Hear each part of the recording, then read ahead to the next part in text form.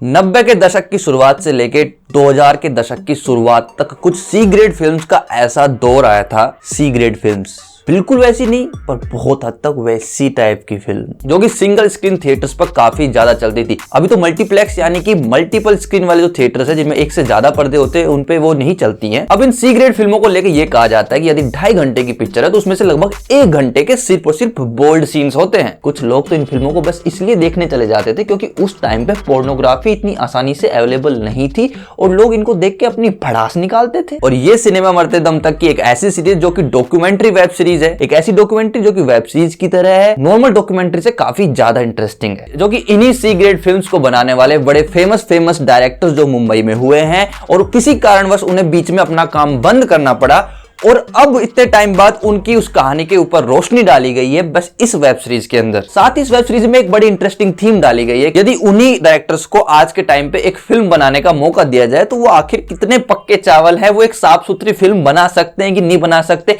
बस ये ही एक मेकिंग का प्रोसेस है जिससे हम पूरा का पूरा गुजरने वाले हैं। सुनने में कुछ इंटरेस्टिंग लग रहा है तो फिर अब ये किससे सुनो। इन सी ग्रेड फिल्मों की डीलिंग कुछ इस तरीके से होती थी कि डायरेक्टर है वो कम से कम बजट में कम से कम टाइम में एक फिल्म बना के देता था डिस्ट्रीब्यूटर को। अब डिस्ट्रीब्यूटर उसे अलग अलग सिनेमा घरों में चलाता था और अपने परसेंटेज पे अपनी कमाई करता था। अब इन डिस्ट्रीब्यूटर्स की हाई डिमांड होती थी कि पब्लिक चाहती है कि intimate scenes, bold scenes, love making scenes बहुत ज्यादा डाले जाए इन फिल्मों के अंदर, लेकिन सेंसर बोर्ड अलाउ भी नहीं करता था। 2.5 घंटे की पिक्चर को सिर्फ 1 घंटे की पिक्चर बना के दे देता था। इन लोगों ने शुरू किया फर्जीवाड़ा। इस फर्जीवाड़े में डिस्ट्रीब्यूटर सेंसर बोर्ड से किसी और मूवी की परमिशन लेते थे और जब सिनेमा घरों में चलाते तो अलग से बीच बीच में क्लिप्स चलाते थे जो कि पुलिस आती थी तो उन्हें बंद कर देते थे। जब नॉर्मल क्लिप चलती थी, जब लगता है कि सब कुछ ठीक है, तब उन क्लिप्स को बीच बीच में ऐड कर दिया जाता था।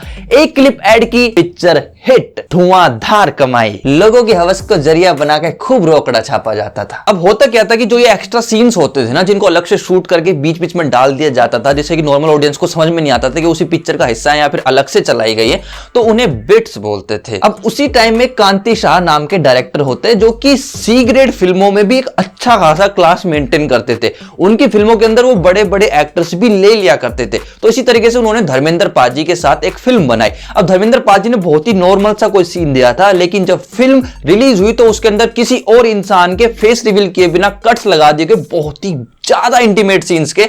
और जब ये बात धर्मेंद्र पाजी को पता चली, उनके रिश्तेदारों को पता चली, तो भाई साहब उस डायरेक्टर के घर पे जाके अच्छी खासी मारपीट कर दी गई। इतनी कहानी काफी एक डायरेक्टर के कैरियर को बदनाम करने के लिए। दूसरा किस्सा तो इससे भी ज्यादा अजीब है। अब जब बेशर्मी की हद और रुपए की लत सर चढ़ के बोलने लगी ना, तो डिस्ट्रीब्यूटर्स लोगों ने क्या किया, डायरेक्टर की मर्जियों के खिलाफ भी बीच बीच में अपनी तरफ से कुछ बीट सीन्स डाल दिए करते थे जिससे कमाई और बढ़ती जाती थी। अब उन लोगों के पास टाइम तो होता नहीं था, हर हफ्ते एक नई फिल्म आती थी, तो भाई लोगों को जहां गुंजाइश लगी अपनी मर्जी से कोई भी बिट सीन डाल दिया। ऐसे एक फिल्म चल रही थी जिसके अंदर एक लड़का और लड़की कमरे के अंदर जाते हैं और उसके बाद में जस्ट बिट सीन स्टार्ट हो जाता है। वे दोनों लड़का लड़की भाई बहन निकलते हैं। जो लोग कहानी देख रहे थे, जब उन्होंने देखा कि ये भाई बहन के बीच में इतना गंदा सीन दिखा रहे हैं, भाई साहब दंगे हो गए, पुलिस आ गई, डिस्ट्रीब्यूटर से लेके फिल्म राइटर से लेके सबको गिरफ्तार। अनजाने में इन्होंने हिंदुस्तान में गेम ऑफ थ्रोन्स चालू कर दी। बस इसी तरह के असली किस्से भरे हुए हैं इस वेब सीरीज के अंदर। जिन 4 डायरेक्टर्स को सेंटर में रख के सीरीज बनाई गई है, जिन 4 डायरेक्टर को एक फिल्म बनाने के लिए दी गई है, बजट दिया गया अमेज़न प्राइम की तरफ से,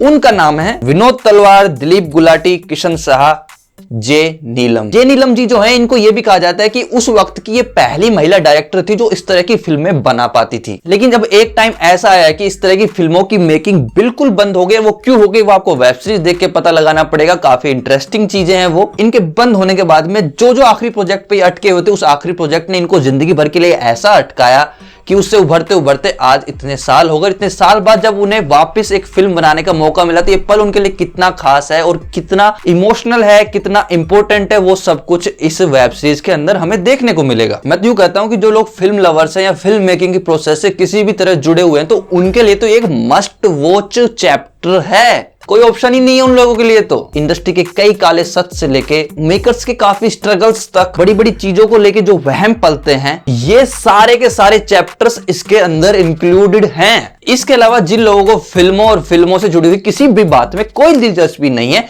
वे लोग भी यदि इसको देखेंगे तो भाई लोग उनके लिए भी ये समय की बर्बादी नहीं है बिल्कुल भी। वे लोग भी देखने के बाद ये कहेंगे हाँ कुछ अच्छा जानने को मिला और कुछ अलग जानने को मिला, और बोरिंग वर्ड आपके दिमाग में एक बार भी नहीं आएगा। लेकिन एक वार्निंग पहले दे देता हूँ, ये फैमिली वेब सीरीज ना सुनने में है ना देखने में है। उन्हीं सी ग्रेड फिल्मों की बहुत सारी क्लिपिंग्स इनमें डाली गई हैं और बहुत सारे डायलॉग जो कि एक बार कान में पड़ जाए तो 5 दिन तक गूंजते रहेंगे, इतने डबल मीनिंग डायलॉग इसमें जुड़े हुए हैं। कुछ लोगों के लिए शायद ये एक इमोशनल वेब सीरीज भी हो सकती है। वैसे तो ये असली कहानी और असली कहानियों को रेटिंग्स देना थोड़ा सा अजीब लगता है, लेकिन फिर भी जिसने इसको रिप्रेजेंट किया है, बनाया है, जिस तरीके से हमें दिखाया गया है और जितना एंटरटेनमेंट नॉर्मल किसी बंदे को मिल सकता है, उस हिसाब से यदि मैं अपनी तरफ से रेटिंग्स दूंगा तो मैं रेटिंग्स दूंगा 3.9 आउट ऑफ 5। तो यदि आप ये वेब सीरीज देख चुके हैं तो कमेंट करके बताओ कि आखिर मैंने जो बातें बताई वो आपको भी फील हुई थी। जाते जाते सब्सक्राइब के बटन को एक पुच्ची देके उसकी लाल लिपस्टिक हटा दो।